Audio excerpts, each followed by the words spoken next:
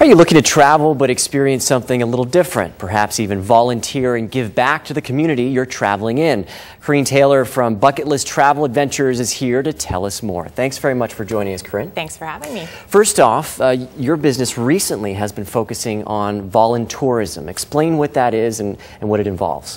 We've been focusing on voluntourism, which gives our travelers the chance to volunteer in a local community in one of the areas we go to, but also have a vacation as well. So we give them a little bit of both. We figure if they're going down there to do some work, they definitely need to have some time to vacation as well and see the sights when they're down there, rather than come home and say, oh, I was there, but I didn't see anything. I just helped build something. Right. We're going to take a look at some pictures, actually, of one group you've organized for Peru, right? Yeah. And you're saying this is a growing trend. This is something people want to do, not just travel, but actually, I guess, have a different experience within the community. Definitely. We've been noticing over the last about 3 or 4 years, it's been growing in leaps and bounds. We've had a lot of people coming to us asking even for different areas that we're not into that are volunteering. So what are we looking at here? This is our group this past year, our bucket list group in June that went to Peru and hiked the Inca Trail. So here we are at Machu Picchu enjoying the sights after our 4 days of hiking.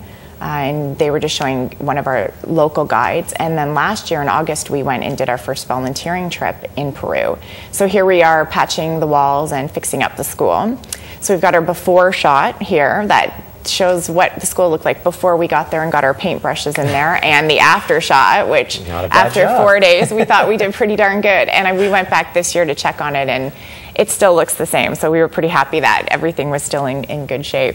And some playground work as well? You added some swings? We actually did some fundraising. They had a barren, empty schoolyard just full of grass. So we thought these guys definitely need a playground. So we fundraised and had the playground actually custom built for them, all out of metal. Quite the slide there. It is. It was great. They need to be dug into the ground. This is just sort of, they were just delivered that day, but the kids had to try them out. So that's why they're so high in the air. Interesting. Now you mentioned that the way it works is you do the tourist stuff first, or you do the volunteer stuff first, and then the reward is some of the typical sights and sounds and all that stuff. Yeah, we put them to work first, doing the volunteering and finishing up what we can get done in the 5 days, and then we give them the reward of, in Peru, hiking the Inca Trail and seeing the sights for the week after, and a little bit of relaxation after all their hard work, definitely. So you're planning a trip now to Africa for September. Yes.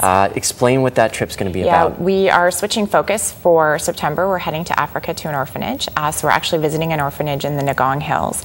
And with the orphanage in Africa, it's more about interacting with the children. They need the personal aspect and the personal touch. So we're going to be going in and playing games, reading stories, helping out with their garden and that type of thing. And anything that they need a lot more help with little things like doing the laundry and all that type. So there's a few pictures of the children, and then at the end we are doing a safari. You can't go that far without heading out on safari. Doing a safari. And then our co-escort has been there several years in a row, so she actually has contact with the local Maasai village. So we're going right into the Maasai village to have an overnight experience and basically live the day in the life of a Maasai. Well, sounds like interesting stuff, and we were talking earlier, the cost is relatively similar to what a regular trip would be. Because we use local suppliers and we have very good contacts, we try and keep everything, as I say, clean and comfortable. So we're using a moderate type accommodation.